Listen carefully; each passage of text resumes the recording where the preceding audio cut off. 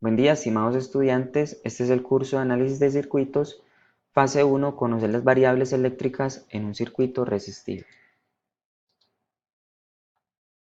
En el día de hoy vamos a resolver un circuito resistivo mixto, serie y paralelo.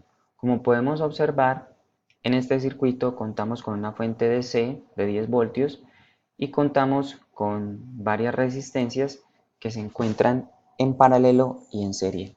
Entonces vamos a ver cómo resolvemos este circuito. Como podemos notar acá, estas dos resistencias se encuentran en paralelo. ¿Qué significa en paralelo? Que los bornes de estas dos resistencias tienen un nodo común. Lo mismo, estas dos resistencias tienen este nodo común. Por eso decimos que estas dos resistencias se encuentran en paralelo. Para calcular la resistencia en paralelo equivalente, usamos esta fórmula. Entonces decimos que 1 sobre la resistencia equivalente, que en este momento la vamos a denominar A, es igual a 1 sobre la resistencia 4, que sería esta resistencia, una de las dos que están en paralelo con la otra, que sería R5. Cuando son solamente dos resistencias, podemos resumir esta ecuación en que la resistencia equivalente es igual al producto sobre la suma de estas resistencias. Entonces, como podemos ver acá, la resistencia R4 de 50 ohmios por la resistencia R5 de 100 ohmios sobre la suma de ellas. Esto nos da 33,33 ohmios y lo reemplazamos acá como una resistencia equivalente.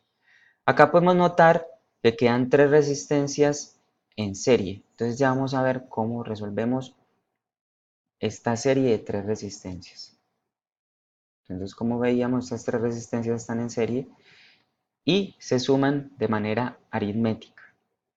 Entonces decimos que la resistencia equivalente B, que va a ser la suma de estas tres, equivale a R3, que es 100 ohmios, más RA, que tiene un valor de 33,33 ohmios, más R6, que tiene un valor de 100 ohmios. Esto nos da 233,33 ohmios. Ahora, ¿qué notamos acá? Que estas dos resistencias quedan en paralelo. Entonces, como veíamos ahora, las dos resistencias en paralelo, se pueden calcular la resistencia equivalente con el producto sobre la suma. Entonces tenemos que 50 ohmios por 233,33 ohmios sobre la suma de estos dos, lo que nos da 41,17 ohmios. Lo reemplazamos acá como una resistencia equivalente. Estas dos resistencias quedan en serie y ya vimos cómo resolver de manera aritmética la suma de estas dos resistencias. Entonces decimos que esta resistencia equivalente, que sería la suma de R1 más RC, la vamos a denominar RT, que sería la resistencia total del circuito visto en estos dos puntos. Entonces la suma aritmética sería 200 más 41,17, lo cual nos da 241,17 ohmios. Muy bien, ahora necesitamos calcular cada uno de los voltajes y corrientes del circuito. Entonces para esto tenemos que la corriente total de este circuito por ley de Ohm es igual al voltaje sobre la resistencia total. Tenemos que el voltaje son 10 voltios y la resistencia son 241,17. Al hacer esta división nos da 0,0414 amperios. Esta sería la corriente total del circuito. La potencia total del circuito sería el voltaje por la corriente total, la cual nos da 0,4146 vatios. Entonces, devolviéndonos en el circuito, tenemos que la corriente, podemos ver que la corriente en esta resistencia total es igual a la corriente que pasa por R1 y por RC. Entonces de allí tenemos esta igualdad, que la corriente total es igual a la corriente en R1 y la corriente en RC. Teniendo estas corrientes, podemos calcular los voltajes en cada uno de estos elementos. Entonces el voltaje en R1 es igual a la corriente en R1 que ya la tenemos, que es equivalente a la corriente total, por la resistencia 1, que sería 200 ohmios. Entonces, al hacer esta multiplicación, nos dice que el voltaje en esa resistencia es de 8,292 voltios. Ahora, el voltaje en la resistencia C es igual a la corriente que pasa por acá, la corriente IRC, que es la misma corriente total, por la resistencia C, lo cual nos da 1,7 voltios. Entonces ya al tener este voltaje RC, nos damos cuenta que el voltaje en RC es igual al voltaje en R2 y el voltaje en RB. Entonces, partiendo de esta igualdad y por ley de Ohm, calculamos las corrientes en cada uno de estos dos elementos.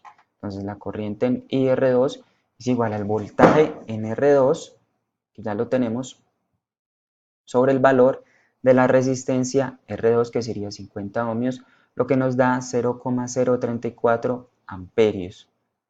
Igualmente, para RB, decimos que la corriente en RB es igual al voltaje de RB sobre la resistencia B, lo que nos da 1,7 sobre 233,33 ohmios, y esto nos da 0,00728 amperios.